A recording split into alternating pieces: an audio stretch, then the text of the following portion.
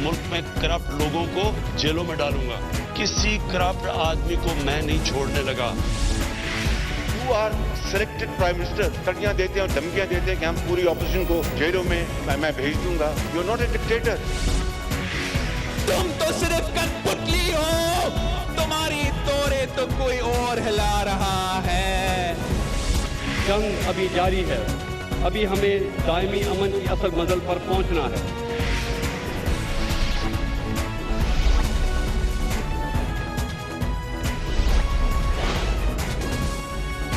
आप देख रहे हैं खबरों, तबसरों और तज्जियात पर मबनी पाकिस्तान का सबसे मोतबर न्यूज शो दुनिया, कामरान खान के साथ। अस्सलाम वालेकुम, मैं हूँ कामरान खान।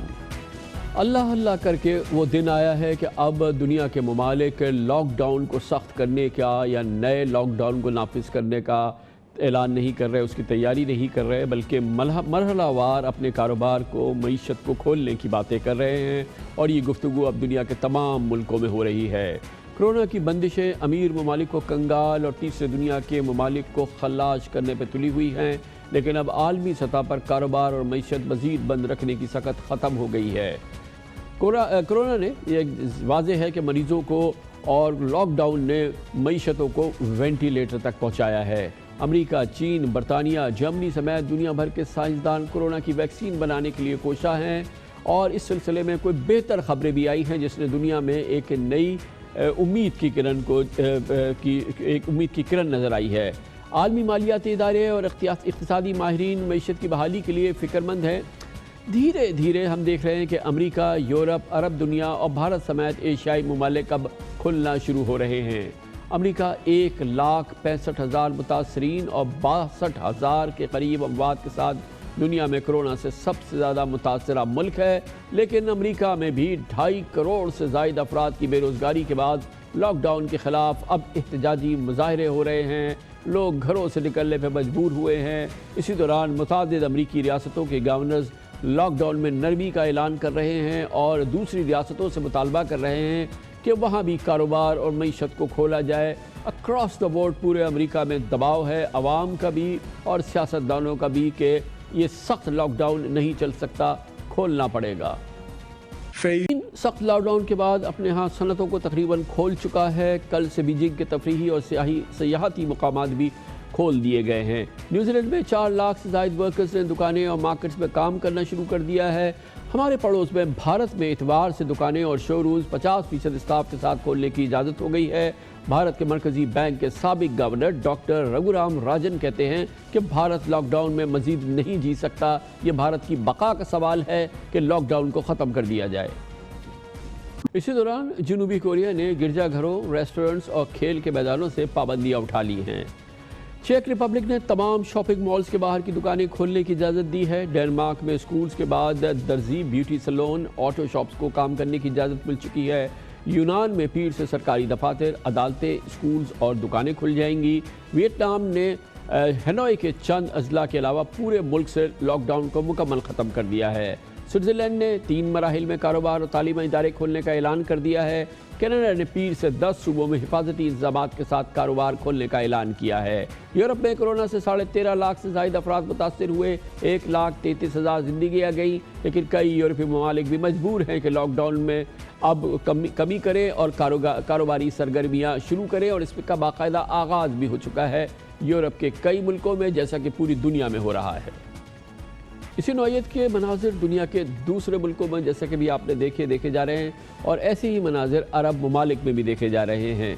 दुबई के तमाम कारोबारी मराकज़ आपके इल्म में हैं, वो खुल चुके हैं। परसों से सऊदी अरब में भी रिटेल शॉप्स और रेस्टोरेंट्स खुल गए हैं। आलम इस्लाम के लिए बहुत बड़ी खुशखबरी है कि सऊदी वजारत हज व उम्रा ने हरमैन शरीफैन आम अफराद को खोलने की तैयारी कर ली है। हरमैन प्रेसिडेंसी के सरबराह शेख अब्दुर्रहमान सुदैस का कहना है कि उम्रा, तवाफ़ और नमाज के लिए हरम शरीफ को जल्द खोल दिया जाएगा और बहुत जल्द तमाम मुसलमान रोज़े रसूल सल्लल्लाहु अलैहि वसल्लम पर भी हाज़री दे सकेंगे इंशाअल्लाह। كما أنني أبشر وأطمئن أنها إن شاء الله أيام تنكشف الغمة عن هذه الأمة ونعود إلى الحرمين للطواف وللسعي وللصلاة في الروضة الشريفة والسلام على المصطفى عليه الصلاة والسلام. ومع هذا لا نستعجل في عدم القيود أو التحرر من التقيد واللزوم الإجراءات الاحترازية. جیسے کہ آپ نے تفصیل سے دیکھا، پوری دنیا میں اب یہ باتیں نہیں ہو رہی کہ لاک ڈاؤن کو مزید کیسے سخت کیا جائے، نیا لاک ڈاؤن کہاں لایا جائے، اور اس کی بڑی وجہ یہ ہے کہ پوری دنیا میں اموات اور مریضوں کی تعداد میں کمی آ رہی ہے، اسپتالوں میں داخل ہونے والے مریضوں کی تعداد میں کمی آ رہی ہے، کیونکہ اموات کے نمبرز وہ یقیناً اب بھی بہت پریشان کن ہے، پوری دنیا میں بہت پریشان کن ہے، مگر مجموعی طور پہ صورتحال قابو سے باہر نظر نہیں آ رہی، جیسی کہ کیفیت آج پاکستان میں بھی ہے، اور آج اس کا اظہار ایک اعلان تشکر کے ذریعے وزیر اعظم عمران خان نے کیا، جس کا ذکر ہم پروگرام میں آگے چل کے کریں گے، مگر پوری دنیا میں ہر جگہ پہ اب حکمت عملی بن رہی ہے کہ کس طرح سے کاروبار کو، معیشت کو فوری طور پہ کھولا جائے، چاہے مرحلہ وار کھولا جائے، چاہے سخت احتیاط کے ساتھ کھولا جائے، مگر اب پوری دنیا یہ مان گئی ہے اور وہ اب اس کے لیے تیار ہو رہی ہے کہ اب کاروبار اور معیشت کو مزید بند نہیں رکھا جا سکتا۔ امریکہ، یورپ، مشرق وسطیٰ، ایشیا، تمام ممالک اب اس نقطے پہ اکٹھا ہو چکے ہیں۔ کمرشل بریک، اس کے بعد ہم ذکر کریں گے پاکستان میں ایک بہت اہم معاملہ ہے، سیاسی نوعیت کی بات ہے، وہ یہ کہ 18ویں ترمیم اور اس سے جڑا ہوا national finance commission NFC award واضح طور پہ لگتا ہے، ماہرین کہتے ہیں کہ یہ ایک دائمی مرض بن گیا ہے پاکستان کی فیڈریشن کے لیے، اس کا علاج کرنا ضروری ہے، اس پر نظر ثانی کرنی ضروری ہے۔ 18ویں ترمیم کے تحت صوبوں نے تو بھرپور اختیارات حاصل کر لیے، بڑی مضبوط تقریباً مملکتیں بن گئی، لیکن وہ اختیارات انہوں نے اپنے ہاتھ میں جوڑ لیے، نیچے تک یہ نہیں پہنچے، شہروں میں، ضلعوں میں وہی برا حال ہے، اور وہ اختیارات جو پہلے مرکز میں ہوتے تھے اب صوبوں نے اپنی مٹھیوں میں بند کر لیے ہیں۔ عام پاکستانی اس سے بری طرح سے متاثر ہوا ہے، 18ویں ترمیم سے ایک عام پاکستانی کو سراسر نقصان ہوا ہے، اس لیے اس پر نظر ثانی کی ضرورت ہے، اس پہ تفصیل سے بات کریں گے چھوٹے سے وقفے کے بعد۔ پاکستان کے آئینی قانونی ماہرین کی کثیر اکثریت یہ سمجھتی ہے کہ 18ویں ترمیم ریاست پاکستان کا ایک دائمی مرض بن چکی ہے۔ پیپلز پارٹی اور مسلم لیگ نون کی اکثریتی رائے سے اس ترمیم میں آئین کی 280 میں سے 102 دفعات کا ایسا منمانہ آپریشن ہوا کہ وفاق پاکستان کی مالی اور انتظامی قوت کمزور ہو گئی۔ اب ایسی کیفیت ہے کہ اس دائمی مرض کے علاج کے بغیر ریاست پاکستان توانا نہیں ہو سکتی، یہ ماہرین کا کہنا ہے۔ اہم بات یہ ہے کہ پچھلے 10 سال کے دوران سپریم کورٹ آف پاکستان متعدد بار ایسے فیصلے دے چکی ہے جن کی موجودگی میں وفاق کے اختیارات کو تقویت ملی ہے، اور 18ویں آئینی ترمیم کے بعد جو صورتحال بنی ہے، سپریم کورٹ آف پاکستان اس سے قطعی طور پہ مطمئن نظر نہیں آتی۔ 18ویں ترمیم پہ پہلا اعتراض آئین میں آرٹیکل 175A کو داخل کرنے کے حوالے سے اٹھایا گیا تھا، جس میں ججوں کی تقرری کے عمل کو تبدیل کر دیا گیا تھا اور جوڈیشل کمیشن آف پاکستان تشکیل دیا گیا تھا۔ کراچی کے جناح ہاسپٹل سمیت 4 ہاسپٹلز کا انتظام سندھ حکومت کے بجائے وفاق کے حوالے کرنے کا فیصلہ 18ویں ترمیم کے حوالے سے سپریم کورٹ کا یہ فیصلہ بہت اہمیت کا حامل ہے، جس میں عدالت نے حکومت سندھ کے دعوے کو مسترد کر دیا تھا اور قرار دیا تھا کہ 18ویں ترمیم کی قانونی اور آئینی تشریح کا اختیار سپریم کورٹ آف پاکستان کے پاس ہے۔ مئی 2017 میں سپریم کورٹ نے سندھ حکومت کی سول ایویشن اتھارٹی سے سیلز ٹیکس لینے سے روک دیا تھا اور فیصلہ سنایا تھا کہ سول ایویشن اتھارٹی وفاقی قانون سازی کی فہرست میں آتی ہے۔ مارچ 2018 میں سابق چیف جسٹس جناب ثاقب نثار کی بینچ نے ٹریڈ یونینز کے تنازعات کو وفاقی قانون کے تحت حل کیا تھا، جس نے صوبائی خود مختاری سے متعلق بحث کو جنم بھی لیا تھا۔ جنوری 2019 میں اس وقت کے چیف جسٹس ثاقب نثار کی بینچ نے پولیس کو کنکرنٹ لسٹ کا معاملہ قرار دیا تھا اور فیصلہ سنایا تھا کہ پولیس کے حوالے سے وفاقی اور صوبائی حکومت قانون سازی کر سکتی ہے۔ اس بارے میں سابق آئی جی سندھ AD خواجہ کی تقرری پر سندھ کے بجائے عدالت نے وفاق کے فیصلے کو فوقیت دی تھی۔ دلچسپ بات ہے کہ 18ویں ترمیم کو جواز بنا کر سپریم کورٹ پر تقریباً سارے دعوے سندھ حکومت نے کیے تھے اور عدالت نے ان تمام میں وفاق کے اختیارات کو فوقیت دی، اور اس وقت بھی مسلم لیگ نون اور تحریک انصاف کو اس بات پر کوئی شک نہیں ہے کہ 18ویں ترمیم سے مالی اور انتظامی اعتبار سے وفاقی حکومت کے اختیارات پر قدغن لگ چکی ہے۔ 18ویں ترمیم کے تحت NFC ایوارڈ پر وفاق کی مالی پوزیشن کے بارے میں سابق وزیر اعظم شاہد خاقان عباسی، سابق وزیر خزانہ مفتاح اسماعیل اور پاکستان مسلم لیگ نون کے چوٹی کے رہنما اس بات کی گواہی دے چکے ہیں کہ آئینی ترمیم کے تحت جو نیشنل فائنانس کمیشن کا معاملہ ہے اور اس سے منسلک دوسرے امور جو ہیں، اس نے وفاق کو بے پناہ نقصان پہنچایا ہے۔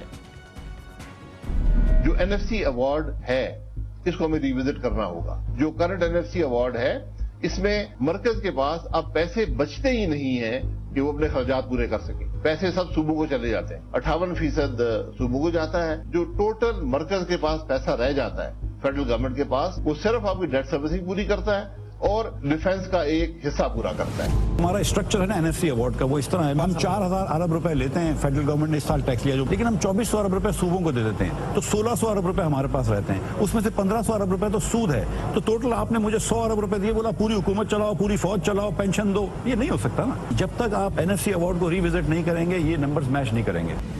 18 امینڈمنٹ بھی اسی طرح یہ ایک امینڈمنٹ ہے جس طرح دوسری امینڈمنٹس ہوتی ہیں. یہ کوئی پرفیکٹ نہیں, کوئی چیز بھی کوئی قانون کی سازی ہوتی ہے تو اس میں امپروومنٹ کی ہمیشہ گنجائش رہتی ہے. آپ اس میں اگر کسی جگہ پہ کوئی فیل ہوتا ہے کہ کوئی ڈیفیشنسی ہے یا صوبے میں کیپیسٹی نہیں ہے, ریویو کرنے میں بیٹھ کے کوئی ایسی بات نہیں. میں پارلیمانی کمیٹی بننی چاہیے, دوبارہ ساری چیزوں کو دیکھے. اب یہ بہت حوصلہ افزا بات ہے کہ پاکستان مسلم لیگ نون جو 18ویں ترمیم کے معماروں میں اس کا ایک بہت کلیدی حصہ تھا, اسی کی تمام لیڈرشپ یہ سمجھتی ہے کہ اس پہ نظر ثانی کی ضرورت ہے اور اس میں بہت ہی انٹینس نظر ثانی کی ضرورت ہے. یہ بہت اہم معاملہ ہے. اس پر بات کرنے کے لیے ہم نے دعوت دی ہے. ایک بار پھر ہمیں جوائن کر رہے ہیں پاکستان کے نامور سینئر قانون دان جناب بیرسٹر عابد زبیری. بہت بہت شکریہ بیرسٹر صاحب. ابھی آپ نے سنا کہ یہ کون کہہ رہا ہے؟ یہ وزیر اعظم پاکستان کہہ رہا ہے, جب شاہد خاقان عباسی صاحب وزیر اعظم پاکستان تھے, کہ اٹس ناٹ ڈویبل.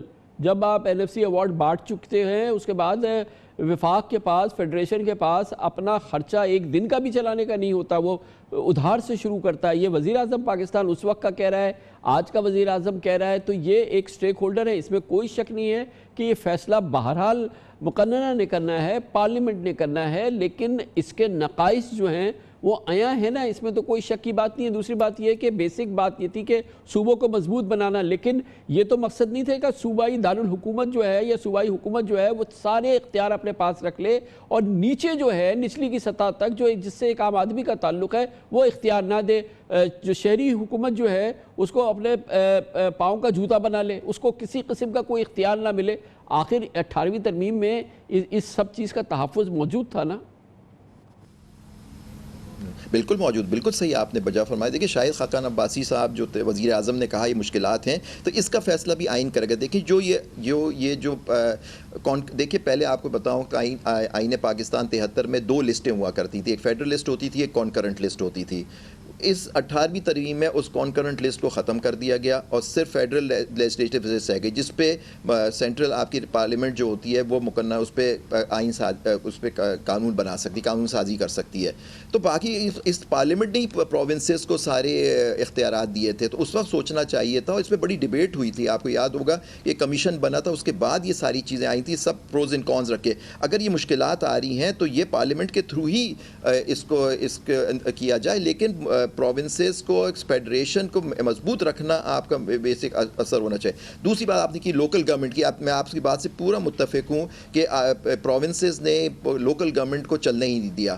تو اس پہ بھی قانون سازی ہونی چاہیے, کیونکہ لوکل گورنمنٹ بڑا امپورٹنٹ حصہ ہے. اب دیکھیں کراچی کا میئر جو ہوتے ہیں وہ ہر وقت شکایت کر رہے ہوتے ہیں, ان کے پاس پاور ہی نہیں ہے. ایک امینڈمنٹ ایکٹ آ گیا, لوکل گورنمنٹ ایکٹ, اس میں ساری ان کی جو اختیارات ہیں وہ سلب کر لیے گئے. تو یہ ساری چیزیں ہیں, اس کو بھی صحیح کرنا پڑے گا, کیونکہ شہری کا حکومت بڑی ضروری ہے سر.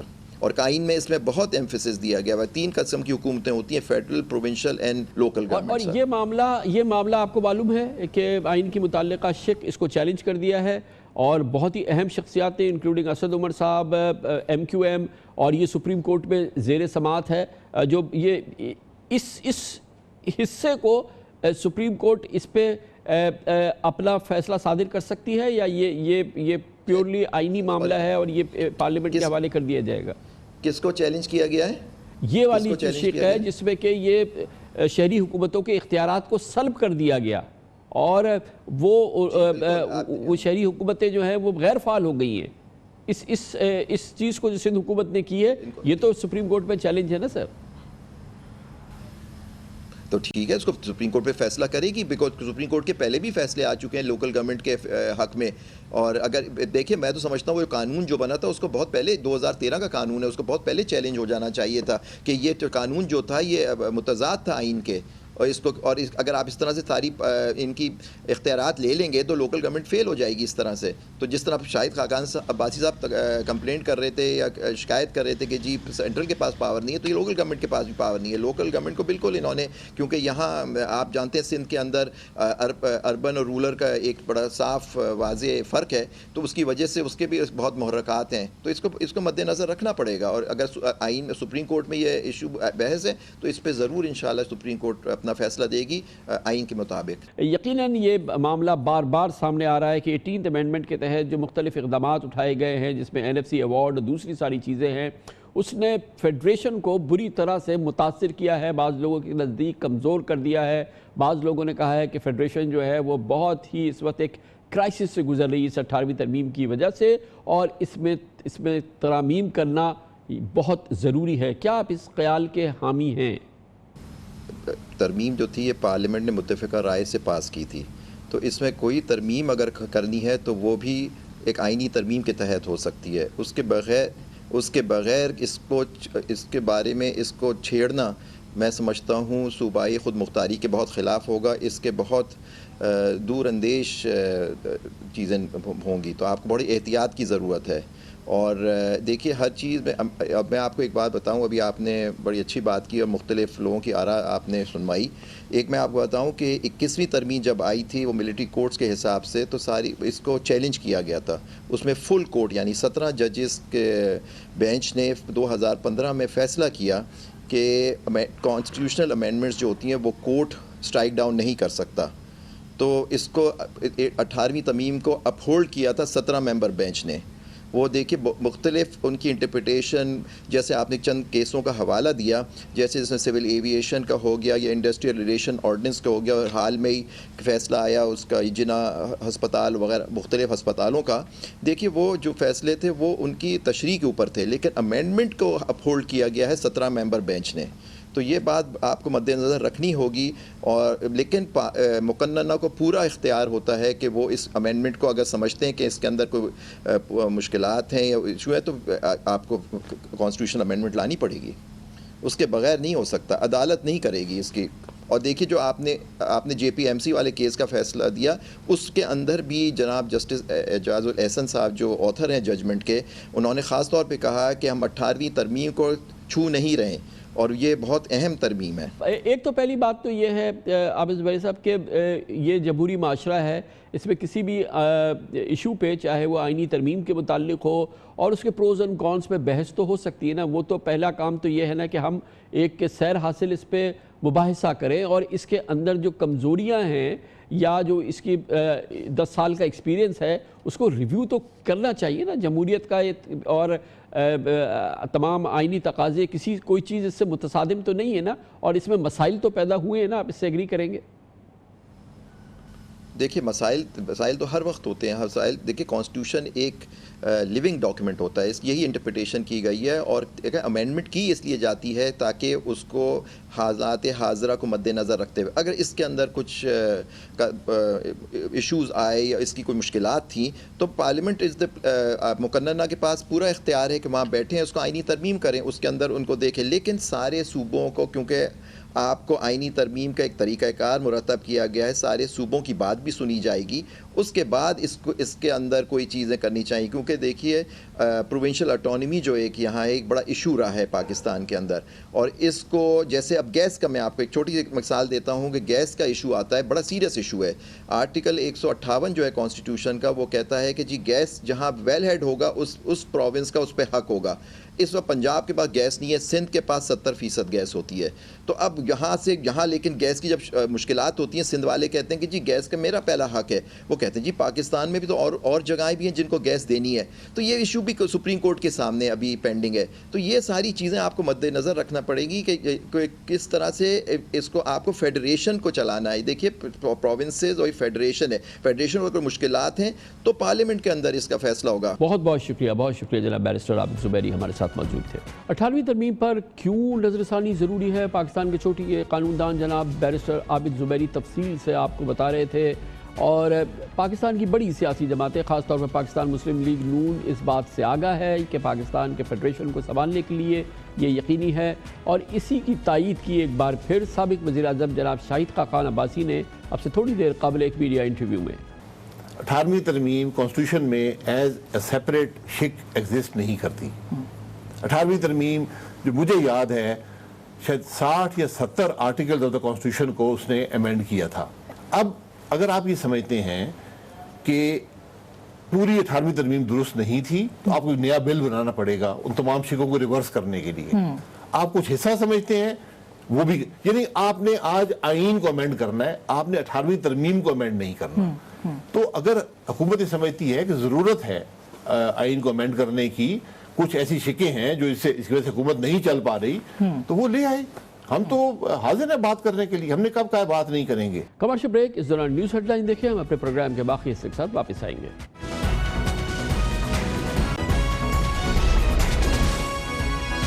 آپ دیکھ رہے ہیں خبروں، تبصروں اور تجزیات پر مبنی پاکستان کا سب سے معتبر نیوز شو دنیا، کامران خان کے ساتھ۔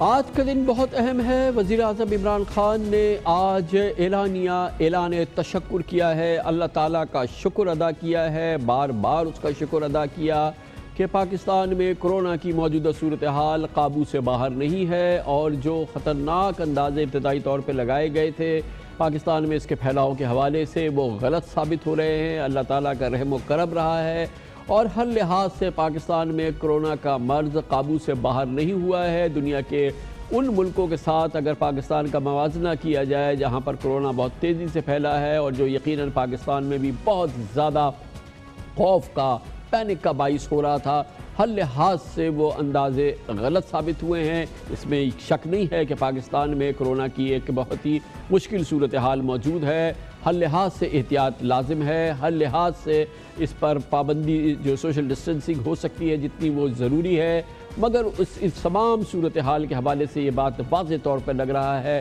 کہ پاکستان ان چند خوش قسمت ملکوں میں سے ہے جہاں پہ کرونا اس انداز سے نہیں پھیلا جیسے کہ یورپ، امریکہ یا شروع میں چائنا میں پھیلا تھا۔ یہ صورتحال اسی لیے پاکستان میں حوصلہ دے رہی ہے وزیر اعظم عمران خان کو اور پاکستان کی دوسری حکومتوں کو، صوبائی حکومتوں کو، کہ دنیا کے دوسرے ملکوں کی طرح سے کرونا کے حوالے سے جو جاری لاک ڈاؤن ہے، خاص طور پہ جو کاروباری، معاشی، سرکاری، نجی کاروبار کا جو لاک ڈاؤن ہے، اسے اب نرم کرنے کا وقت ہو گیا ہے۔ جیسے پوری دنیا کی ملک حکمت عملی بنا رہے ہیں، پاکستان میں بھی اس حکمت عملی کو بنانے کی ضرورت ہے، مگر آج عمران خان نے باقاعدہ اعلان تشکر کیا، پاکستانیوں کو پیغام دیا کہ کرونا کے حوالے سے حالات قابو میں ہیں اور خوف کی کوئی بات نہیں ہے۔ باقی دنیا کا اگر آپ دیکھیں اور اس سے پاکستان کا موازنہ کریں تو اللہ کا شکر ہے کہ ہمارے حالات بہت بہتر ہیں۔ ہم جو سمجھ رہے تھے ایک وقت پہ کہ اپریل کے آخر تک ہمارے ہسپتال میں بھرے ہوئے ہوں گے، بہت زیادہ پریشر ہوگا ہاسپٹل میں، وینٹیلیٹرز جتنے پاکستان میں اب تک ہیں، ایک وقت پہ یہ سوچ تھی کہ یہ سارے وینٹیلیٹرز بھرے ہوں گے، تو اور وینٹیلیٹرز کا مطلب کہ جو ہے انٹینسو کیئر میں جو تھوڑے سے کرونا کے مریض جن کو ہاسپٹل جانا پڑتا ہے، وہ ہم یہ سمجھ رہے تھے کہ وہ اتنے زیادہ ہوں گے کہ جتنے بھی ہمارے انٹینسو کیئر کے جو ہاسپٹل میں یونٹس ہیں وہ بھرے ہوئے ہوں گے، لیکن شکر ہے اللہ کا کہ آج ہمارے حالات بہت بہتر ہیں۔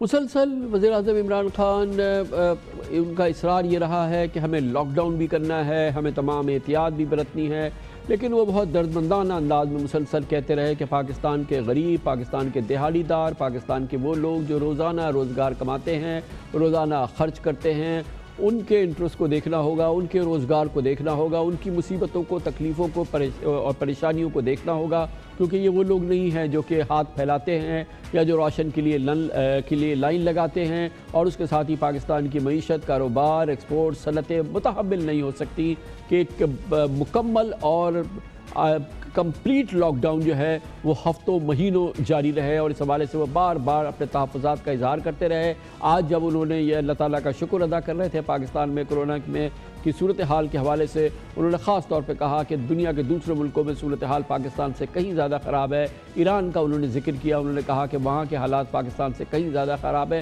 لیکن انہوں نے یہ بات بہت زور دے کے کہی کہ اس کے باوجود ایران نے کاروبار کھولا ہے تاکہ لوگوں کو روزگار ملے، اور ایک بار پھر وزیر اعظم نے اپنی دلی جو خواہش ہے اس کی عکاسی کی کہ ایران میں بہت برے حالات تھے، انتہائی برے حالات تھے، لیکن اس کے باوجود وہاں کی حکومت نے وہاں کاروبار کھولا ہے۔ انہوں نے یہ بھی بتایا کہ ان کی مصر کے صدر مملکت سے بھی آج ٹیلی فون پہ بات ہوئی، کل ان کی ایران کے سربراہ مملکت سے بات ہوئی تھی۔ انہوں نے کہا کہ مصر اور ایران کا خیال ہے کہ کاروبار بند ہونے سے نقصان زیادہ ہوگا، اور مصر کی مثال انہوں نے اس لیے بھی دی کہ مصر بھی IMF کے پروگرام میں ہے اور وہاں پر بھی کورونا کی صورتحال ہے، مگر مصر کی حکومت نے فیصلہ کیا کہ کاروبار اور معیشت کا گلا گھونٹنے سے نقصان زیادہ ہوگا، فائدہ کم۔ جیسے جیسے ہم دیکھیں گے ہم یہ ایز ڈاؤن کریں گے تاکہ لوگوں کو روزگار ملے، اور ہمیں کھولنا ہے جس طرح ایران نے کھول لیا۔ ایران کے ہمارے بہت برے حالات ہیں، انہوں نے زیادہ ہمارے ساتھ سے اپنے ملک کو کھول دیا ہے کاروبار کے لیے۔ مصر اس طرف نکل گیا ہے، مصر کے اندر انہوں نے بھی اپنے جو ان کے بڑے پروجیکٹس تھے وہ چلنے دیے، کنسٹرکشن چلنے دی، ان کے بھی معاشی حالات ہماری طرح کے تھے، تو جانا تو ہم نے بھی ادھر ہے۔ اس کی کامیابی تب ہوگی کہ اگر قوم مل کے خود ذمہ داری لے۔ ہمیں پتہ ہے کہ یہ تیزی سے پھیلتی ہے، جب زیادہ لوگ اکٹھے ہو جائیں تو ہمیں خود ذمہ داری لینی پڑے گی۔ ایک بہت اہم بات جو کہ پاکستانی جانتے ہیں اور حکومتیں جانتی ہیں اور ہم سب جانتے ہیں وہ یہ کہ لاک ڈاؤن ضرور پاکستان میں آیا، اس کا پوری طرح سے اطلاق جو ہوا ہے اور بھرپور اطلاق ہوا ہے وہ دکانوں پہ ہوا، روزگار پہ ہوا، دہاڑی دار طبقے پہ ہوا، درزیوں پہ ہوا، پلمبرز پہ ہوا اور کارپینٹرز پہ ہوا، الیکٹریشین پہ ہوا، روزانہ اپنا زمین کھود کے کمانے والوں پر ہوا اور مزدوروں پر ہوا، ڈیلی ورکرز پہ ہوا، ڈیلی ویجز پہ ہوا، اور یقیناً لاک ڈاؤن نے کاروبار کو، صنعتوں کو، اس کو تو واقعی لاک ڈاؤن کر دیا، مگر یہ اس کا اصل مقصد یہ تھا کہ عام پاکستانی عوام آپس میں گھلے ملے نہیں، وہ دور رہیں، فاصلے برقرار کریں، تاکہ اگر کسی کو مرض ہے یا اس کو مرض لگ رہا ہے تو وہ اس کو پھیلا نہ سکے۔ مگر صورتحال اس کے برعکس ہوئی، عوام جن کے لیے لاک ڈاؤن ہونا چاہیے تھا، جو لاک ڈاؤن ہونے چاہیے تھے وہ کھلے رہے، اور جن پہ لاک ڈاؤن پہ شاید تھوڑی سی ان میں نرمی ہونی چاہیے تھی وہ بری طرح سے بند ہوئے۔ ہم اس پروگرام کے ذریعے آپ کو بارہا دکھاتے رہے، کل بھی ہم نے آپ کو دکھایا کہ کس طرح سے پورے پاکستان کے بڑے شہروں میں لوگ بالکل معمول کے انداز میں منڈیوں میں نکلے ہوئے ہیں، کاروبار کی دکانوں پہ نکلے ہوئے ہیں، چاہے وہ شام 5 بجے تک نکلیں۔ یہ تو نہیں ہے کہ شام 5 بجے کے بعد جو ہے وہ کورونا رک جاتا ہے، وہ پھیلتا نہیں ہے۔ اگر آپ 5 بجے سے پہلے کی آزادی دیکھیں تو آپ کو کہیں دور دور تک اس میں شائبہ بھی نظر نہیں آتا کہ کسی قسم کی بھی احتیاط ہے۔ کراچی کے منظر ہم نے آپ کو دکھائے گو کہ کراچی سب سے سخت اس وقت لاک ڈاؤن کا شکار ہوا ہے، لیکن جیسے ہی کھلتا ہے، بازار کھلتے ہیں یا کاروبار کھلتا ہے، جس انداز کا بھی محدود لوگ جس انداز سے نکلتے ہیں، اس کے مناظر اگر آپ دیکھیں تو آپ حیران رہ جائیں گے۔ تو لاک ڈاؤن کا تصور کہیں دور دور نظر نہیں آتا، لاہور تو پاکستان کے تمام شہروں سے کہیں آگے ہے۔ اس کے مناظر ہم نے کل بھی آپ کو دکھائے کہ کس انداز سے لاہور میں لوگ ہزاروں کی ٹولیاں جو ہیں، ہزاروں کے جو جھمگٹے ہیں آپ کو بازاروں کے اندر نظر آتے ہیں۔ ایک ایک وقت میں آپ کو ہزاروں لوگ جو ہیں وہ ایک ساتھ چلتے پھرتے نظر آ رہے ہیں۔ یہی کیفیت ہم نے آپ کو کل فیصل آباد کی دکھائی۔ فیصل آباد کے گھنٹہ گھر ہو، فیصل آباد کے بڑے بازار ہوں، منڈیاں ہوں، وہاں پہ روزانہ صبح ہزاروں لوگ نکلے ہوئے ہوتے ہیں، کندھے سے کندھا چھلتا ہوا نظر آتا ہے، اور ایک عجب کیفیت ہے جو کورونا سے بالکل متصادم نظر آتی ہے۔ یہی کیفیت ہم نے آپ کو کوئٹہ کی دکھائی، کوئٹہ کے جناح مارکیٹ پہ اور کوئٹہ کے جناح روڈ پہ، کوئٹہ کے بازاروں کا ہم نے آپ کو منظر دکھایا۔ کہاں آپ کو دور سے دور دور تک کوئی لاک ڈاؤن نظر نہیں آئے گا۔ یہی کیفیت ہم نے آپ کو پنڈی اسلام آباد کی دکھائی، پنڈی کا ہم نے آپ کو دکھایا، راول پنڈی کا، وہاں کے بازاروں میں، صدر بازار میں اور دوسرے جو راول پنڈی کے بازار ہے، کون سا لاک ڈاؤن، کہاں کا لاک ڈاؤن آپ کو دور دور تک نظر نہیں آئے گا۔ وہ بھی کل ہم نے آپ کو دکھایا، اور آپ کو آپ کے علم ہے پاکستان کے چھوٹے شہروں میں، پاکستان کے دیہاتوں میں تو خیر لاک ڈاؤن کا کوئی تصور ہی نہیں ہے۔ گویا لاک ڈاؤن جس کا بنیادی مقصد دنیا میں یہ ہوتا ہے کہ عوام کو روکا جائے، عوام ایک دوسرے کے ساتھ نہ مل سکے، لوگوں کے جھمگٹے نہ ہو، لوگوں کی بھیڑ نہ لگے، 2-4 لوگ بھی ایک جگہ اکٹھے نہ ہو۔ مگر وہ فلسفہ تو پاکستان میں فیل ہو گیا۔ کامیاب ہوا یہ کہ دکانیں بند ہو گئی، ٹھیلے بند ہو گئے، چھوٹے چھوٹے کاروبار بند ہو گئے، صنعتیں بند ہو گئیں، دفاتر بند ہو گئے، مالز بند ہو گئے، اور پھر اس کے بند ہونے کے دوران جب کم اوقات کے لیے ان کو کھولا جاتا ہے تو ایک جھمکٹوں کو دعوت دی گئی اور اس نے بھی ایک بے قابو کی سی کیفیت پیدا کی، گویا کہ وہ لاک ڈاؤن جس کی ضرورت تھی وہ ہو نہیں سکا، اور جو لاک ڈاؤن میں ذرا نرمی ہونی چاہیے تھی وہ ہوا، جس سے کہ معیشت، کاروبار، روزگار کے چیتھڑے اڑ گئے ہیں اور اب پاکستان اس کا مزید متحمل نہیں ہو سکتا۔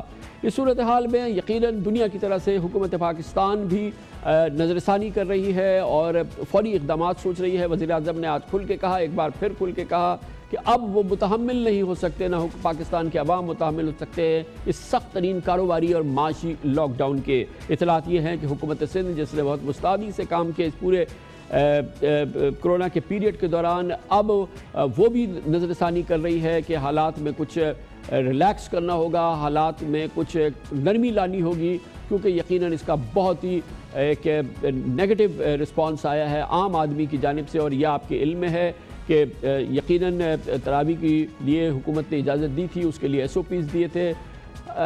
ہم نے ایک سروے کیا ہے پاکستان کے بڑے شہروں میں، 30 سے 40% مساجد میں ہم نے دیکھا ہے کہ یہ جو SOPs ہیں اس پہ 70%، 65%، 60% عمل ہوا ہے، مگر اس کے علاوہ کچھ 50% مساجد ایسی ہیں جن کا اس SOP سے کوئی تعلق نہیں ہے، وہاں پہ بالکل پراپر انداز میں با جماعت نماز بھی ہو رہی ہے، تراویح بھی ہو رہی ہے۔ گویا کہ لاک ڈاؤن کا جو فلسفہ ہے وہ اس کی جو اس کا ٹارگٹ تھا وہاں وہ جا کے کامیاب نہیں ہوا ہے۔ حکومت سندھ اس سلسلے میں فوری اقدامات کر رہی ہے، دو دن سے مسلسل اس میں ڈسکشن جاری ہے۔ اس کی تفصیلات ہمارے ساتھ شیئر کریں گے۔ ایک بار پھر ہمارے ساتھ موجود ہیں صوبائی وزیر بلدیات اور وزیر اطلاعات جناب ناصر حسین شاہ۔ بہت بہت شکریہ شاہ صاحب، آپ نے ہمارے لیے ایک بار پھر وقت نکالا ہے۔ میں نے آپ کے سامنے پوری کیفیت رکھی ہے جو لاک ڈاؤن کی صورتحال ہے، کتنا اس نے عام آدمی کو لاک ڈاؤن کیا، کتنا اس نے کاروبار کو، معیشت کو، روزگار کو لاک ڈاؤن کر دیا۔ حکومت سندھ اس سلسلے میں بہت پچھلے 48 گھنٹے سے مسلسل شاید حکمت عملی ترتیب دے رہی ہے، ڈسکشن کر رہی ہے۔ ہمیں لگ رہا تھا کہ آج کوئی اس سلسلے میں کوئی اعلانات ہوں گے، کیا ہوا آج، یہ کیوں اعلان نہیں ہو سکا اور کیا سوچ ہے اس وقت حکومت سندھ کی؟ بسم اللہ الرحمن الرحیم، اللہم صلی علی محمد و آل محمد۔ خان صاحب، آپ کو سب چیزیں آپ کے سامنے ہیں کہ کیا ہو رہا ہے اور کس نے کیا کیا ہے۔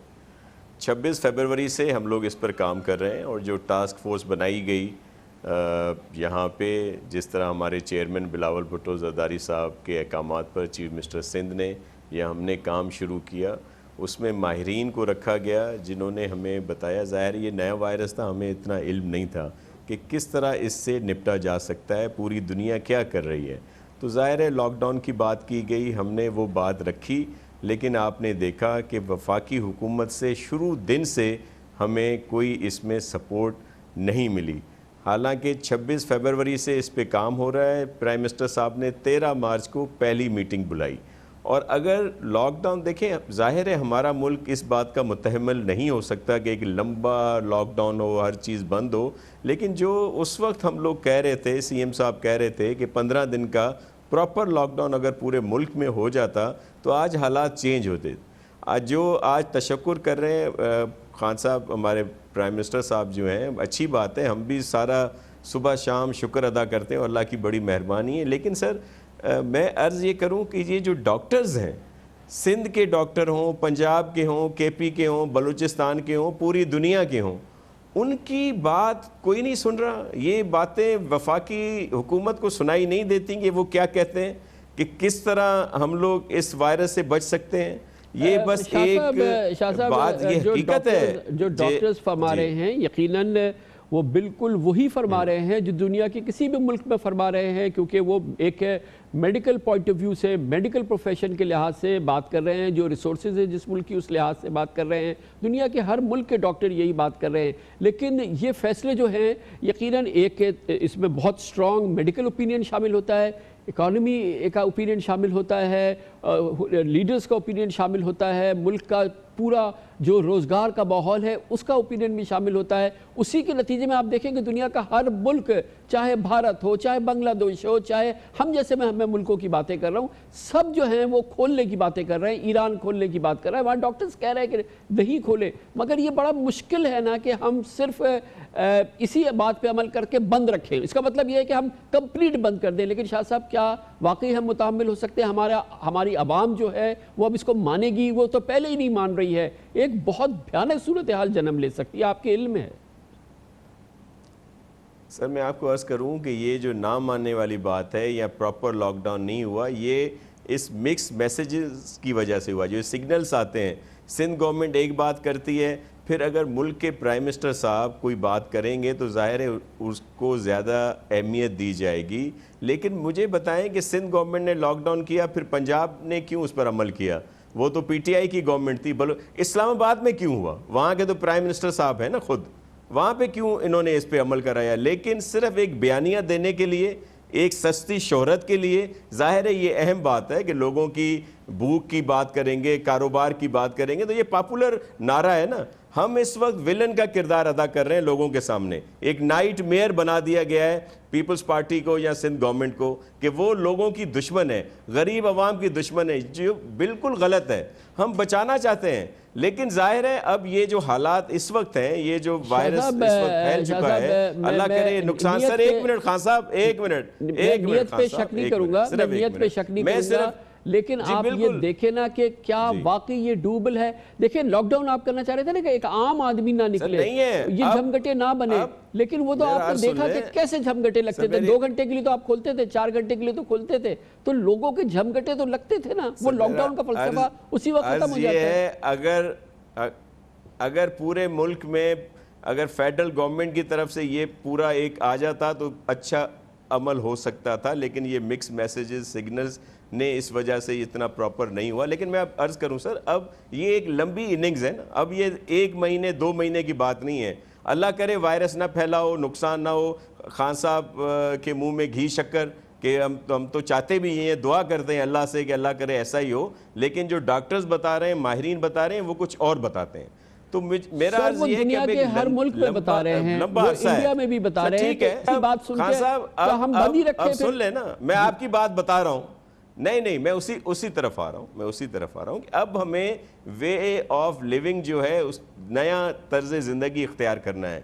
इस वायरस से मुकाबला करते हुए ज़ाहिर है हर चीज़ बंद नहीं रखी जा सकती, लेकिन कुछ अरसे के लिए जिसमें ज़्यादा अंदेशा है फैलने का, उन चीज़ों को बंद रखा जाएगा और मरहलावार बतदरीज इनको खोला जाएगा, SOPs पर अमल कराते हुए, ताकि एहतियात भी करें और अपना काम भी जारी रख सकें। लेकिन इसके लिए प्रॉपर हमें इंतज़ामात करने होंगे। खान साहब अगर कहते हैं कि अवाम पर छोड़ते हैं, तो अवाम को आपने देख लिया कि जिस तरह उनका रवैया है, हम तो कह के थक गए। और मैं मीडिया का बड़ा शुक्रगुजार हूँ, आपने हर प्रोग्राम में सबको समझाया है। दीगर सब चैनल्स यही बात बता रहे हैं कि भाई आप एहतियात करें, लेकिन जो एहतियात बरती जा रही है वो आपके सामने है। वो ज़ाहिर है उस पर हमें अमल कराना था, लेकिन अब आप सही कह रहे हैं, वक्त गुजर गया। अब ये जो लंबा 4 माह 6 माह तो सब चीज़ें बंद नहीं हो सकती, लेकिन हम पूरी कोशिश करेंगे कि जितना हम लोग इन चीज़ों को मरहलावार खोलें, लेकिन SOPs के तहत उन पर अमल कराते हुए। पूरे पंजाब में, KP में मिसाल के तौर पे ये दर्जियों को बंद नहीं किया गया था, ये हेयर सलून्स को बंद नहीं किया गया था, ये इलेक्ट्रिशियन प्लम्बर्स की दुकानों को बंद नहीं किया गया था, ये मोटर मैकेनिक्स को बंद नहीं किया गया था। ये दसियों हज़ारों नौकरियां हैं, लाखों लोग हैं, ये 1 महीने से घरों में बैठे हैं। बराबर में मुल्तान में, लाहौर में, पेशावर में, पिंडी में ये सब खुला हुआ है। यहाँ आप कैसे अब आप पाबंद करेंगे कि उनको खोलें?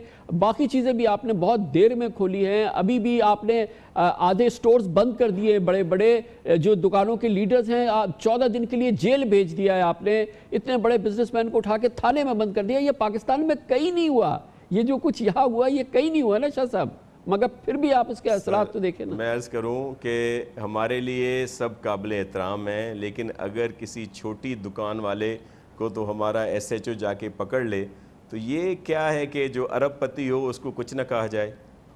जो कानून सबके लिए एक होगा, और ये सिंध गवर्नमेंट ने करके दिखाया है। हमारी कोई दुश्मनी नहीं थी जिसकी तरफ आप बात कर रहे हैं, वो मेरा ज़ाती दोस्त है, मेरा मेहरबान है। لیکن ہم نے کوئی دوستی کوئی تعلق بیچ میں نہیں رکھا اور جو امپلیمنٹ ہے اس کو کرنے کی کوشش کی سر 14 دن کے لیے جیلوں میں پھینک دینا تو شاید دنیا میں کہیں نہیں ہوا ہے سر، یہ تو دنیا میں کہیں نہیں ہوا ہے. کہیں نہیں، وہ ضمانتیں ہو گئی سر ان کی ضمانتیں ہو گئیں. لیکن یہاں پہ اگر ہم لوگ اچھا یہ میں مانتا ہوں میں بھی ہماری سمجھ غلط ہو سر، ہم نے بڑا قصور کر دیا، ہم معافی مانگتے ہیں اس بات کی کہ ہم نے جو ڈاکٹروں کی رائے مانی اور لاک ڈاؤن کی بات کی. لیکن میں آپ کو یہ یقین دلاتا ہوں کہ ہم اس پر کام کر رہے ہیں سر، کہ مل کر سب کو ایس او پیز بنائی جائیں، مرحلہ وار کاروبار کھولے جائیں گے. ظاہر ہے ہم اس بات کے متحمل نہیں ہیں، نہ ہمارا ملک نہ ہماری اکنومی. بہت بہت شکریہ جناب ناصر حسین شاہ ہمارے ساتھ موجود ہے، صوبائی وزیر بلدیات و اطلاعات. کمرشل بریک، اس کے بعد ہم ذکر کریں گے. پروگرام میں پہلے بھی بارہا ذکر کر چکے ہیں کہ کرونا وائرس پاکستان کی معیشت کے لیے مدد خداوندی ثابت ہو رہا ہے. ابھی سے تھوڑی دیر قبل حکومت نے ایک بار پھر پیٹرول کی قیمتوں میں 15 روپے فی لیٹر، ڈیزل کی قیمتوں میں 27 روپے فی لیٹر کمی کا اعلان کیا ہے. پچھلے 5 ہفتوں کے دوران پیٹرولیم پروڈکٹس کی قیمتیں 30 سے 35% کم ہو چکی ہیں. پاکستان میں مہنگائی تیزی سے کم ہو رہی ہے، اس کے مزید عدد شمار سامنے آنے والے ہیں. اسی وجہ سے شرح سود کم ہو رہی ہے. پاکستان کی معیشت کے لیے اس سے اچھا ماحول نہیں ہو سکتا. اس پہ بات کریں گے چھوٹے سے وقفے کے بعد.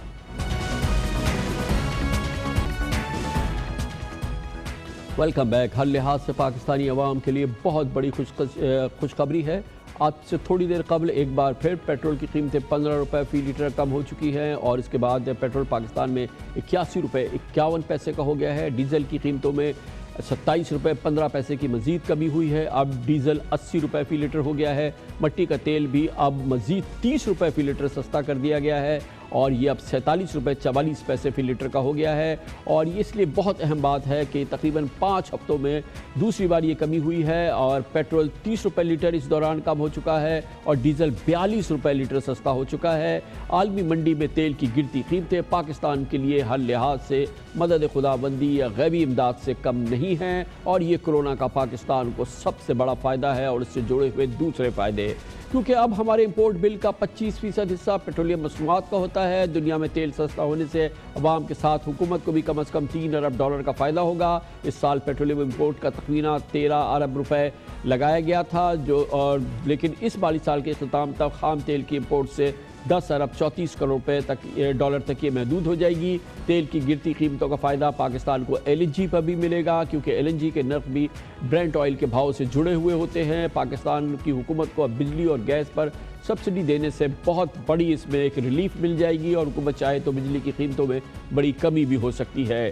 امپورٹ بل میں کم ادائیگیوں سے زر مبادلہ کے ذخائر ہمارے جو ہیں اس پہ پریشر نہیں آئے گا اور شاید وہ مستحکم ہو. اس مہینے روپیہ ڈالر کے مقابلے میں تقریباً 4% مضبوط ہوا ہے اور ڈالر سستا ہونے سے بیرونی قرضوں کے بوجھ میں 700 ارب روپے کی کمی ہوئی ہے. پیٹرولیم مصنوعات سستی ہونے اور امپورٹ بل میں کمی کی وجہ سے اس سال کرنٹ اکاؤنٹ خسارے میں بھی $1.5 ارب، تجارتی خسارے میں $2 ارب کی کمی ہو چکی ہے.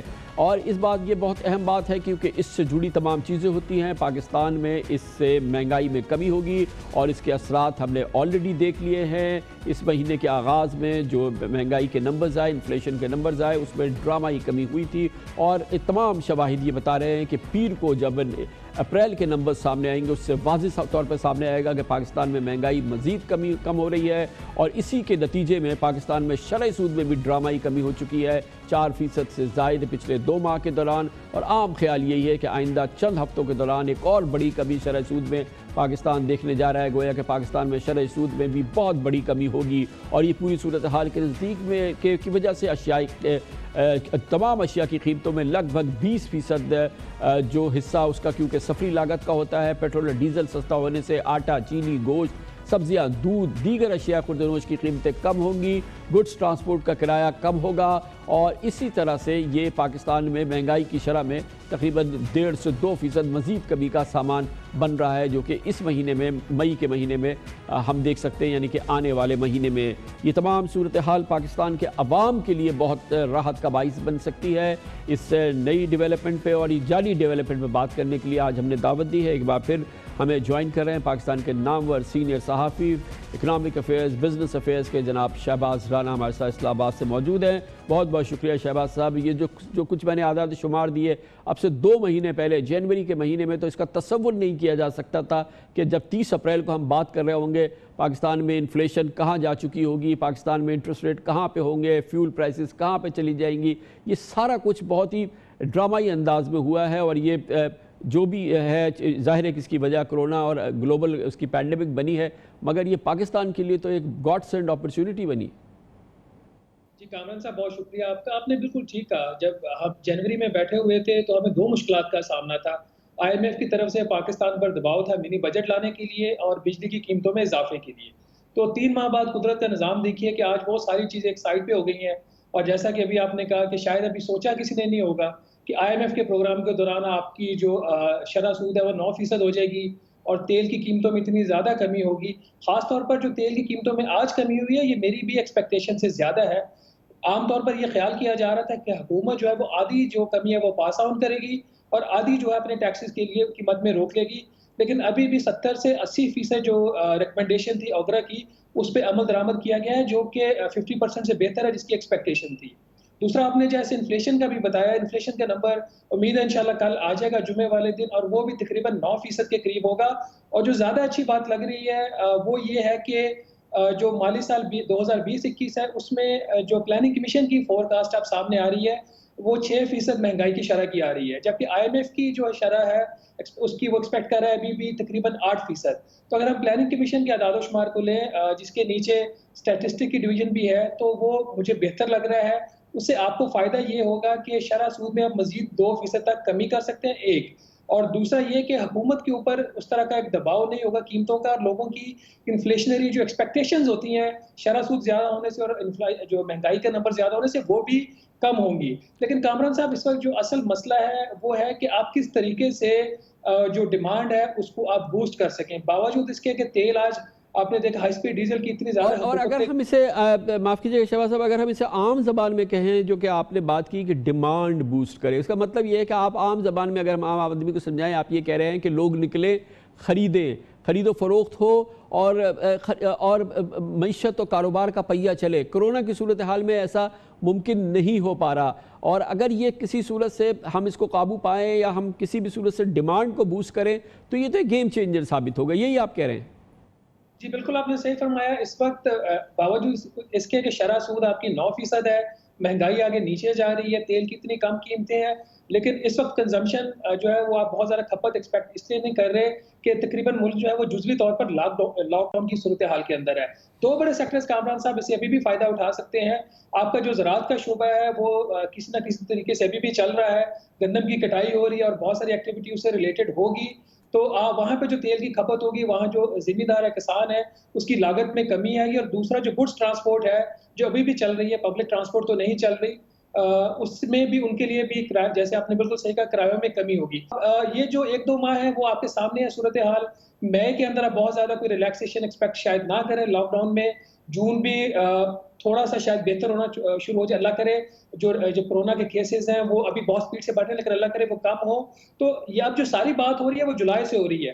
مارکیٹ میں کیسے خرید و فروخت بڑھے اس کا جو اب سارا حکومتی جو پالیسیوں کا فوکس ہونا چاہیے اور جس کے اوپر ایک ڈسکشن سٹارٹ بھی ہو چکی ہے وہ جولائی سے ہے. اچھا اس میں ایک اور چیز ہے شہباز رانا صاحب کہ جو ہم کرونا کے فائدے گن رہے تھے جس میں آپ نے IMF کا ایک بات کی, اسی دوران پاکستان کو جو سب سے بڑا فائدہ ہوا ہے کرونا کا IMF کے حوالے سے وہ جو کنسٹرکشن پیکیج آپ نے دیا اور اس میں جس قسم کی آپ نے ریلیکسیشن دی اس کا تو تصور نہیں کیا جا سکتا تھا جنوری میں کہ IMF آپ کو الاؤ کر دے گا اس قسم کی کنسیشنز. اور یہ ایک انپریسیڈنٹڈ پیکیج ہے کنسٹرکشن کا جو دیا گیا اور بہت سارے ملکوں نے کنسٹرکشن کو الاؤ کیا ہے کیونکہ سوشل ڈسٹنسنگ کے ساتھ آپ الاؤ کر سکتے ہیں. پرائم منسٹر عمران خان کئی بار اس کا اظہار کر چکے ہیں. شاید ابھی رمضان کی وجہ سے اس میں کوئی ابھی ہم تیزی نہ دیکھیں مگر یہ بھی ایک سیکٹر ہے جہاں پہ بہت بڑی گنجائش موجود ہے اور جو اس صورتحال میں بھی اب کام کر سکتا ہے اور اس میں کنسیشن جو ہیں جیسے میں نے کہا وہ انپریسیڈنٹڈ ہے جو دیے گئے ہیں.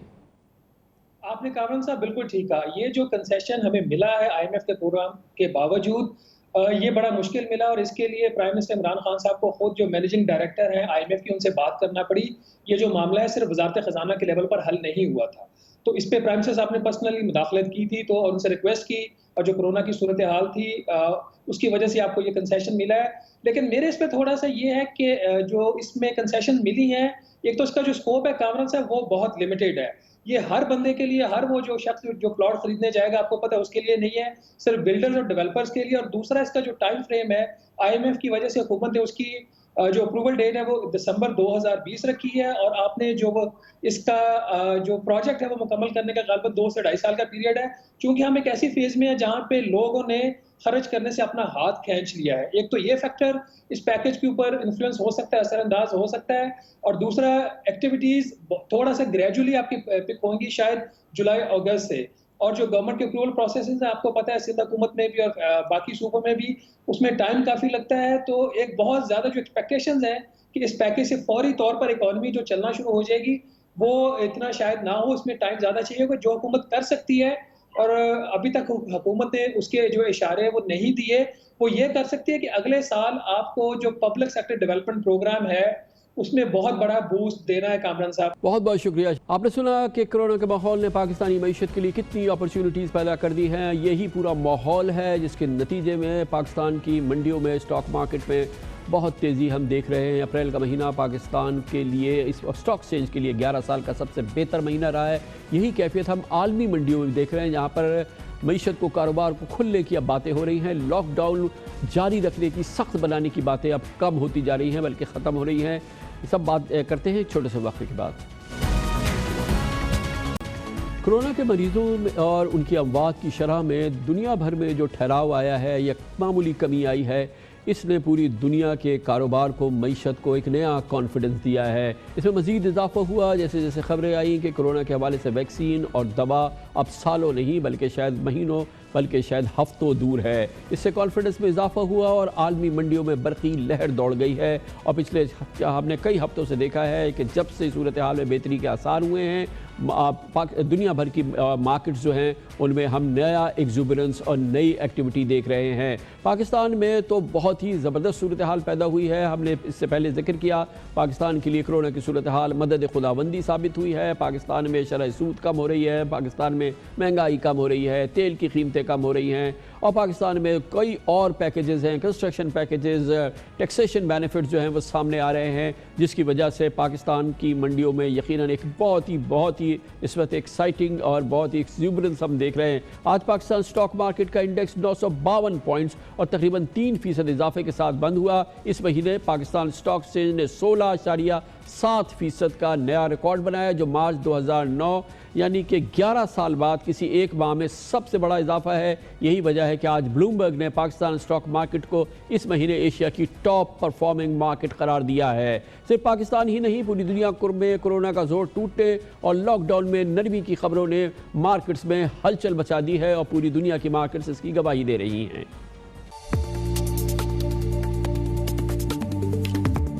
ایک ماہ میں جاپان کی اسٹاک مارکیٹ 4% بڑھی، چین کی اسٹاک مارکیٹ میں 6% اضافہ ہوا، ہانگ کانگ کی اسٹاک مارکیٹ میں 4%، جنوبی کوریا کی اسٹاک مارکیٹ میں 9%، بھارت کی اسٹاک مارکیٹ میں 14% اور سنگاپور کی اسٹاک مارکیٹ میں 6% کا اضافہ ہوا. دوسری جانب 27 مارچ سے اب تک امریکی اسٹاک مارکیٹ میں 12.4% اضافہ ریکارڈ کیا گیا، جبکہ برطانوی اسٹاک مارکیٹ میں 8%، فرانس کی اسٹاک مارکیٹ 7%، جرمنی کی اسٹاک مارکیٹ 11%، اسپین کی اسٹاک مارکیٹ 4% اور ایک ماہ میں اٹلی کی اسٹاک مارکیٹ میں 5% کا اضافہ ریکارڈ کیا گیا. آپ نے دیکھا پوری دنیا کی اسٹاک مارکیٹس میں ایک ہلچل ہے، ایک ایکسائٹمنٹ کا آغاز ہم دیکھ رہے ہیں، اور اکراس دا بورڈ آپ کی صورتحال دیکھ رہے ہیں. پاکستان اسٹاک ایکسچینج کی ہم نے آپ کو بتایا کتنی اچھی کارکردگی رہی ہے اپریل کے مہینے میں اور حالیہ دنوں میں، کہ بلومبرگ کہتا ہے کہ یہ ایشیا کی سب سے بہتر اسٹاک مارکیٹ تھی اپریل کے مہینے میں. اس پوری صورتحال پہ بات کرنے کے لیے ہم نے ایک بہت ہی مستند پینل تشکیل دیا ہے. کراچی سے ہمیں جوائن کریں گے جناب شاہد علی حبیب، جو چیف ایگزیکٹو آفیسر ہیں حبیب گروپ کے، اور لنڈن سے ہمیں ایک بار پھر جوائن کریں گے doctor Salman Ahmed, chief investment strategist ہیں لومبارڈ ODR سوئٹزرلینڈ کے مشہور پرائیویٹ بینک کے. بہت بہت شکریہ آپ حضرات کا. شاہد علی حبیب صاحب، پہلے تو آپ بتائیے گا کہ بلومبرگ اگر کہتا ہے کہ اپریل کے مہینے میں PSX ایشیا کا سب سے سٹار پرفارمر رہا، اس کا کریڈٹ آپ کس بات کو دیں گے؟ دیکھیں اس کے بہت سارے پازیٹیو ڈیولپمنٹس ہم نے 2 ہفتے میں دیکھے ہیں. ہم نے 450 بیسس پوائنٹ کا ریڈکشن ہوا انٹرسٹ ریٹ کا اوور آل پچھلے 1 مہینے میں اگر آپ دیکھیں, اور اس کے علاوہ کنسٹرکشن پیکج ایک بہت بڑا پاکستان کے لیے آیا, اور یہ کنسٹرکشن پیکج کی وجہ سے بہت ساری انڈسٹریز 40 انڈسٹریز کو فائدہ ہوگا. اور یہ اس کے علاوہ جو اگر کائبور کی اگر ہم بات کریں تو وہ 13% سے اس وقت 7.7% پہ آ گیا ہے, تو تقریباً 550 بیسس پوائنٹ کی بوروئنگ کاسٹ کم ہو گئی ہے. تو یہ ایک بہت ہی سگنیفیکنٹ چیز ہوئی ہے ہماری کمپنیز کے لیے. وہ ساری کمپنیز جو بوروئنگ کرتی ہیں, اور ہمارے یہاں 50-60% سے زیادہ کمپنیز ایسی ہیں جن کا ڈیٹ ٹو ایکویٹی ریشو بہت زیادہ ہے, تو ان سب کے لیے فائدہ ہوا ہے. ہمارا رسک فری ریٹ کم ہو گیا ہے. تو یہ ساری اکنامک میجرز جو ہوئے ہیں, اور جو ایکسٹرنل اکاؤنٹ میں جو بہتری ہوئی ہے, اور ایکسٹرنل اکاؤنٹ میں بہتری کی وجہ اب ہمارے کرنٹ اکاؤنٹ ڈیفیسٹ جو ہیں وہ سرپلس میں ہوں گے اور ڈیفیسٹ میں نہیں ہوں گے. اور اس کے علاوہ ہمیں جو ڈیٹ ری پیمنٹ کرنی ہے وہ ہمارے لیے اب 1-2 سالوں کے لیے جو ہے وہ پوسٹ پون ہو گئی ہے.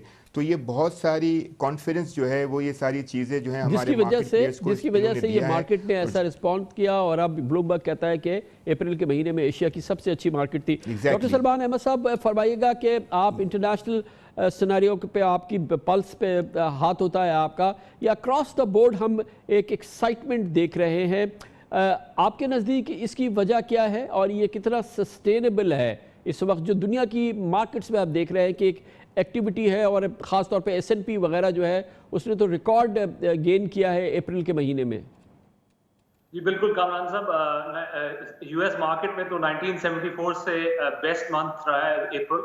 اس میں بھی سملرلی فیڈرل ریزرو نے جو QE پروگرامز لانچ کیے ہیں دے آر ویری ایگریسو, اور اوپر سے جو گورنمنٹ نے جو فسکل اسٹیمولس دیا ہے یو ایس اکانومی کو, اور یورپ میں بھی ECB اور نے جو QE کی ہے جس سے وہ they are printing money and throwing it in the economy, اس کی وجہ سے کافی کانفیڈنس بوسٹ ہوا ہے. اور however these are liquidity injections, اور ان کو فائنینشیل ایسیٹس میں تو کافی فائدہ ہوا ہے, but on the other side we are also seeing کہ گروتھ جو ہے بالکل نوز ڈائیو کی ہے Q1 میں, 4 سے 5% کی کنٹریکشن آئی ہے, اور سیکنڈلی Q2 میں بھی it's gonna get even worse.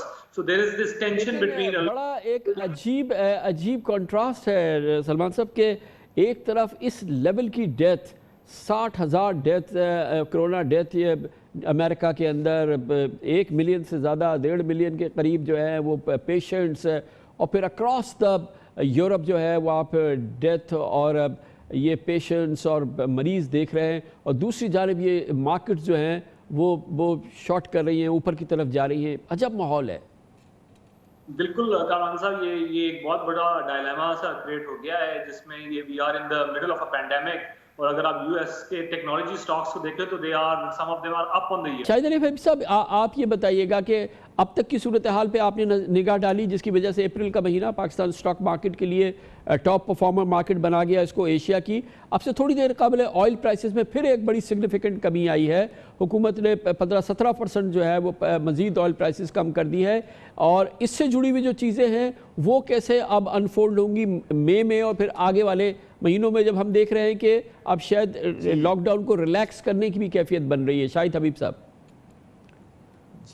جی اس سے بہت بڑا ایک پازیٹیو امپیکٹ اس طریقے سے ہوگا کہ ہمارا انفلیشن کا نمبر جو ہم اپریل کے مہینے کے حساب سے ہم کوئی 8.5% ہم ایکسپیکٹ کر رہے تھے, وہ اب مئی میں, کیونکہ اب یہ کل سے یہ امپلیمنٹ ہوگا اور مئی کے پورے مہینے میں انفلیشن فردر کم ہوگا اور یہ تقریباً 7.8-7.9% تک چلا جائے گا, جس کی وجہ سے ہمارا فردر انٹرسٹ ریٹ میں کمی کے چانسز ہو جائیں گے. اور لاک ڈاؤن میں ایز جو ہے وہ ہم دیکھ رہے ہیں, کیونکہ انٹرنیشنلی لاک ڈاؤن میں ایز ہونا شروع ہو گیا ہے, اور جس کا ایویڈنس یہ ہے کہ انٹرنیشنل آئل پرائز بھی بڑھی ہے.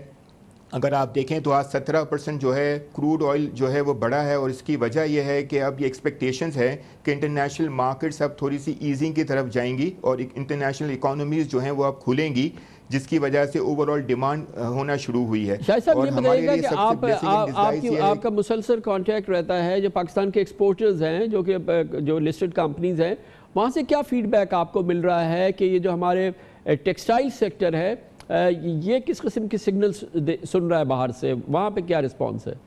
جی جو جتنی میری بات چیت ہوئی ہے, جو ٹیکسٹائل کے جو بیسک پروڈکٹس ہیں उनमें कोई भी अभी तक कैंसिल नहीं हुआ, कोई भी पोस्टपोन नहीं हुआ, सारे प्रोडक्ट्स जा रहे हैं, एक्सपोर्ट हो रहे हैं। जो बेसिक प्रोडक्ट्स हैं, जो गारमेंट्स हैं, जो थोड़े से वैल्यू एडिड प्रोडक्ट्स हैं, उनमें थोड़ा सा पोस्टपोनमेंट हुई है, लेकिन कोई भी कैंसिलेशन नहीं हुआ। तो हमें ये लगता है कि थोड़ी सी अगर डिमांड होना शुरू हो जाएगी बाहर और लॉकडाउन ईज़ होना शुरू होगा, तो ये सारे के सारे जितने भी एक्सपोर्ट के ऑर्डर्स हैं ये होंगे और हमारे लिए ये अपॉर्चुनिटी बहुत बड़ी बन जाएगी। अच्छा डॉक्टर सलमान, ये बताइएगा कि जो हम काइंड ऑफ एक्साइटमेंट देख रहे हैं दुनिया की मार्केटों में या एक रिसर्जेंस देख रहे हैं, इसमें कितना काउंट कर रहा है ये खबरें भी कि कोई दवा आ रही है, जिलियट की दवा जो है वो करीब है किसी कामयाबी के, और ऑक्सफोर्ड प्रोजेक्ट का वैक्सीन जो है वो करीब आ रहा है, और फिर जो प्लेटो कर रहे हैं जो केसेस हैं या जो डेथ है, इसने क्या उम्मीद दी है दुनिया की मार्केट्स को कि वर्स्ट इज़ ओवर? हाँ जी, इसमें बिल्कुल है, थोड़ा बहुत ही प्रोग्रेस हुई है ऑन थेरेप्यूटिक ड्रग्स, मगर one thing I would mention is कि वैक्सीन जो है अभी भी I think the general consensus is कि 18 months to 2 years away, क्योंकि एक तो आपको पहले vaccine you have to make sure कि वो सेफ है और फिर उसको आपको मैस प्रोडक्शन में प्रोड्यूस करनी है। बट थेरेपी ड्रग्स में कुछ प्रोग्रेस हुई है जिसकी वजह से मार्केट्स को थोड़ा सा पॉजिटिव होप आई है, मगर at the same time track and trace पे भी बहुत बड़ा मूवमेंट हुआ है कि अब देयर आर एप्स अवेलेबल जिससे आपको पता चल जाएगा कि आप if you have come in contact with somebody जिसको कोरोना है, और testing capability has been increased. All this has been done to make sure कि दोबारा लॉकडाउन ना करना। कितनी तड़प है यूरोप में और अमेरिका में बिजनेस में, इकोनॉमी में और छोटे और बड़े बिजनेस में कि अब खुलना है, किसी सूरत से अब हम खुले, और डेस्परेशन देख रहे हैं क्या आप? बिल्कुल, there is a lot of pressure कि जी इकोनॉमी को खोला जाए, क्योंकि ऑफ कोर्स डेवलप्ड मार्केट्स में ability to take economic pen is higher than developing economies, but at the same time hundreds of billions dollars का लॉस हो रहा है with every day the economy is closed. So there is a lot of planning being done. It's in different quality of planning being done in different countries, but Germany, Switzerland वगैरह में काफ़ी अच्छी guidelines are being issued to open the economy with specific social distancing, so that we can wait till the vaccine is available and it can be safe to go back to the previous normal. और America के अंदर भी एक movement तो चल रही है ना खोलने की, और जाहिर है कि साइमन ने कहा है कि वो 42 अपने शॉपिंग मॉल्स खोलने जा रहे हैं परसों पूरे यूएस के अंदर। जी बिल्कुल, वहाँ पर भी कुछ states, Florida for example I think is gonna open on the 4th of May, क्योंकि again the economic pressure is building up, और इसके लिए हाउएवर प्रिपरेशन इज की कि भी कि आपका कंट्री प्रिपेयर्ड है for another surge.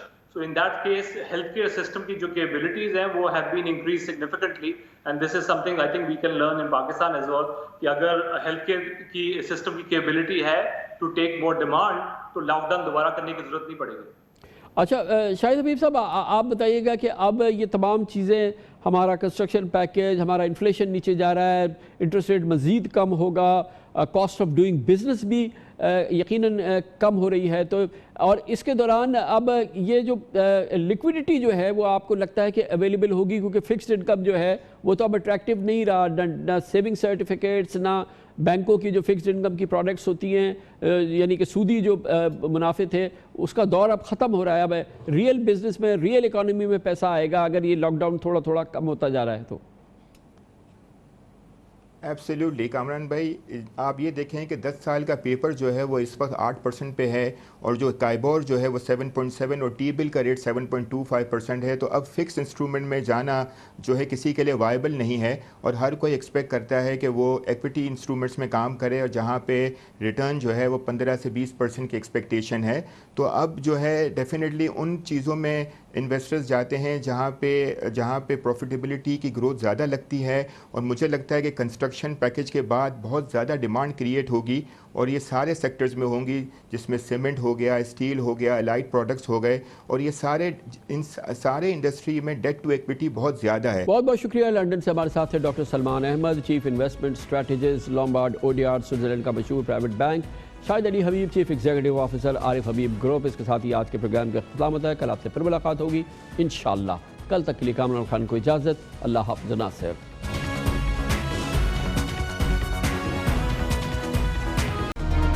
It's Sayyeda Shanaz here. Thank you for watching Dunia News. For more videos and updates, don't forget to click the subscribe button. Keep watching Dunia News.